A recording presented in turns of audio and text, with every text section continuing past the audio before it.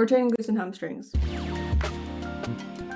So many of you have been asking for home workouts, so today we're kicking off our home workout series. All you need are a pair of dumbbells, and we're kicking off with leg day. This workout is going to be completely beginner friendly. I'm going to walk you through the entire thing, giving you my top tips and tricks so you can maximize your results and get the most muscle growth possible. So if you're ready to grow your glutes and build your dream physique, this video is for you. Make sure you subscribe so you don't miss the other workouts in this week of workout series, because one workout's good, yes, but the whole week of workouts, even better. Let's warm up. Before we jump in, baddies don't skip their warm-up, so we're going to do some dynamic stretches. We want to be constantly moving throughout these stretches, and that's going to help warm up the muscles, get the blood flowing, improve mobility and range of motion, and help minimize the risk of injury. I feel like the hamstrings are one of the muscle groups that tend to get injured most easily, so since we're focusing mainly on glutes and hamstrings in this workout, we want to make extra sure that they're warmed up properly. Before my dynamic stretches, I'd also usually do 5 minutes of light cardio as part of my warm-up, so if you have a bike or a treadmill available, or it's not raining so you can go run outside, then doing that 5 minutes of light cardio will help reduce your risk of injury even more.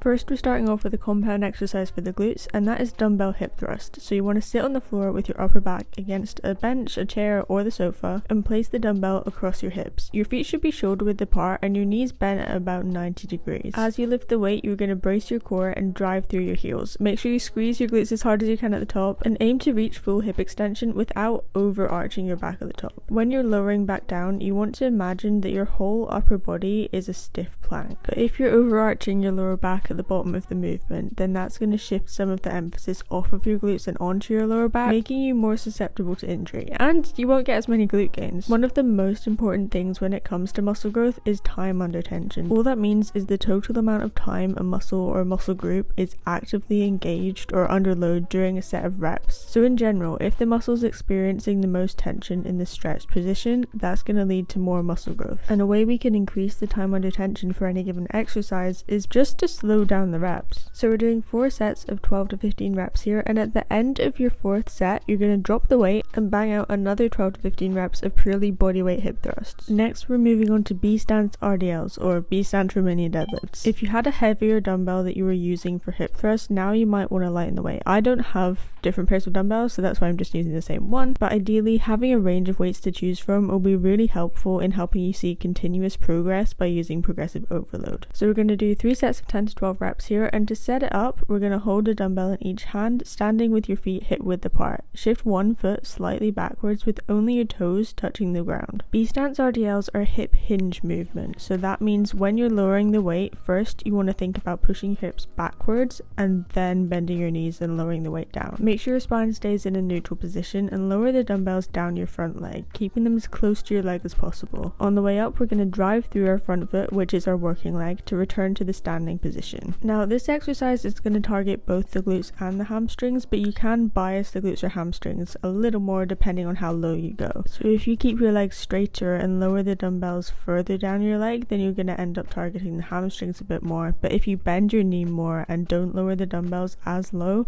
then you're going to shift more of the emphasis onto your glutes. A couple of common mistakes that you want to avoid are rounding your back too much, so we don't want to be hunched over the dumbbells, and also relying too much on your back leg. That back leg is only there for stability, and you want most of the work to be coming through your front foot. So once you've done 10 to 12 reps on one leg, you're going to go straight into 10 to 12 reps on the other leg, and then you're going to rest for 60 seconds and then go into your second set. While we're resting, another great way you can use this workout is to prepare you for going into the gym, because when we're in the gym, it's usually a whole lot easier for us to use progressive overload, which is where we increase the intensity of our workouts over time. This can be harder to do at home because you might not have different weights of dumbbells, or you can only reach a certain point where you're lifting the heaviest weight, and then progressive overload just becomes a whole lot harder. But if you're not too confident about starting the gym just now, a really good option is get to grips with this workout, get the movements down, make sure that you're confident in the exercises themselves, then just take this whole workout with you to the gym, find a little corner, find a pair of dumbbells, and it's going to make starting the gym a whole lot less intimidating because you'll know exactly what you're doing, it's just a different setting. And then once you feel comfortable in the actual gym environment, you can branch out, try different machines, try different equipment, and then you can try out some of the workouts from my gym workout series. I want to make this transition as seamless as possible for you, so if you've ever got any questions or other concerns about starting the gym, just drop them in the comments and I'll answer you down there. Because I replied to all my comments. But anyway, that's enough burst for now, let's get back to it. Next up is dumbbell front squat. Now this is going to target your glutes as well as some quads, and we're going to do 3 sets of 12 to 15 reps here. Hold the dumbbells at shoulder height with your elbows pointing forwards and stand with your feet slightly wider than shoulder width apart. As you're squatting down, remember to brace your core and keep your chest up the whole time. You want to lower until your thighs are about parallel to the ground or deeper if your mobility allows for it. We want a slight pause at the bottom, and then on the way up you're going to drive through your heels, and to keep the tension on your legs, make sure you don't lock your knees out at the top, but instead stop just before lockout, then go straight into the next rep. To help improve the mind to muscle connection with my glutes, I like to stand with my feet pointed outwards about 45 degrees. Another good cue is to think about pushing your knees outwards as you squat to avoid them caving in. Your legs should be starting to feel it by now, but we're going to move on to Bulgarian split squats. I know, 4 exercises in and we're whipping out the Bulgarian split squats, but trust me, you will be feeling it the next day,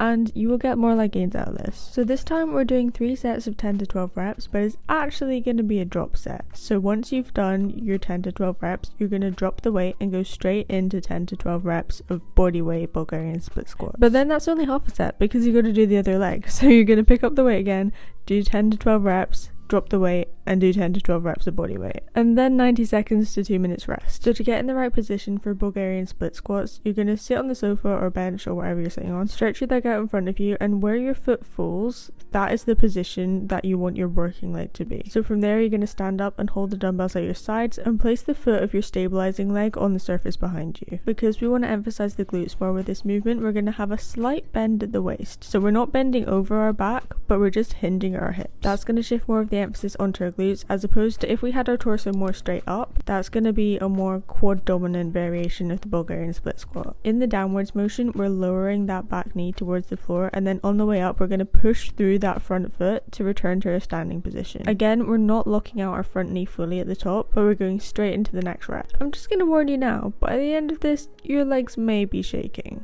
Just maybe.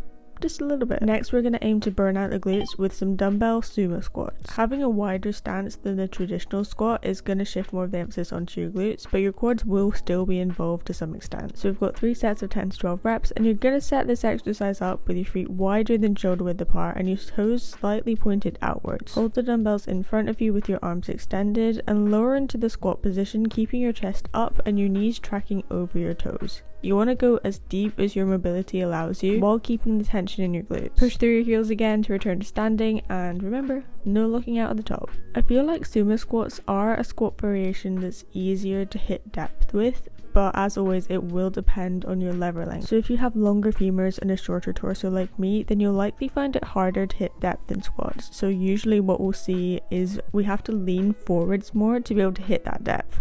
Whereas if you have shorter femurs and a longer torso, you're going to find it pretty easy to hit depth in your squats. I'm envious of you, I'm not going to lie. Now we're moving on to an isolation exercise with the hamstrings, the Nordic hamstring curl. Now this exercise is actually pretty hard, so if you're a beginner, you might want to be a bit careful with this one. So to set it up, you want to kneel on a soft surface with your feet anchored under a sofa, or if you have heavier dumbbells, then you can also anchor your feet under those. We're starting in an upright kneeling position, and you want to engage your hamstrings and slowly lower your torso towards the floor. Aim to use your hamstrings to resist the lowering phase as much as possible, and when you can't control the descent anymore, catch yourself with your hands. It's sort of like a push-up motion. Then when you reach the bottom, like I'm doing here, you're going to shuffle your way back up to the start and do the movement again. We're only going to do 2 sets of 6 to 8 reps here because this is a difficult exercise, but a few key tips to keep in mind are make sure that you're bracing your core throughout the whole movement, and so that you're not collapsing too quickly onto the floor, and also be careful not to arch your lower back too much. And yay, we're done! You've completed the leg day. Your legs are going to be feeling it tomorrow.